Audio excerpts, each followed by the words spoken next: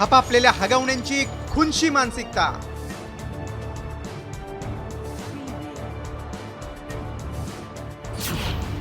लोभी हगवण्यांकडून वैष्णवीची हत्या।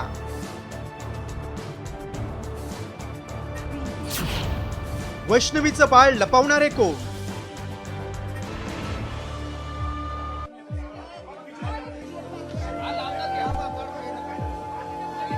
हा 8 महिन्यांचा चिमुकला आहे हुंडाबळी ठरलेल्या वैष्णवीचा।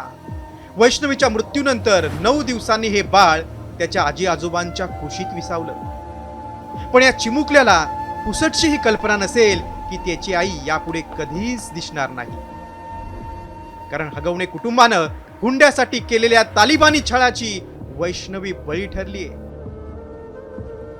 वैष्णवीच्या मृत्यूनंतर तिचं बाळही गायब करण्यात आलं होतं। मात्र 9 दिवसांनी वैष्णवीचा मुलगा तिच्या माहेरच्यांकडे सोपवण्यात आलाय। मात्र 9 दिवस बाळ कुठं होतं त्याची माहिती समोर आली। वैष्णवी हगवणेचा छळामुळे मृत्यू। वैष्णवीच्या नवऱ्यानं म्हणजे शशांकनं बाळ त्याचा मित्र निलेश चव्हाणकडे सोपवलं। वैष्णवीच्या नातेवाईकांकडून बाळाचा शोध घेण्यात आला। बाळ निलेश चव्हाणकडे असल्याचं समोर आलं। वैष्णवीच्या काकांनी निलेश चव्हाणच्या घरी धाव घेतली, मात्र घर बंद होतं। 9वा दिवस अज्ञात व्यक्तीचा कसपटेंना फोन आला। बाणेर हायवेला या आणि बाळ घेऊन जा असं त्यानं सांगितलं। वैष्णवीच्या काकांकडे हायवेवरच अज्ञाताकडून बाळ सुपूर्द करण्यात आलं। वैष्णवी कधीच दिसणार नाही, मात्र या चिमुकल्यामध्येच आम्ही वैष्णवीला पाहतो अशी भावना तिच्या आईने व्यक्त केली। आमच्याकडेच राहणार बाळ, आम्ही लहानाचा मोठा करू। त्यांनी आमच्या मुलीलाच नाही सांभाळली तर त्या बाळाला काय सांभाळणार आहे? नाही, आम्ही त्या बाळाला नाही त्यांच्याकडे देऊ शकत। एप्रिल 2023 मध्ये शशांक हगवणे सोबत वैष्णवीचं लव्ह मॅरेज झालं।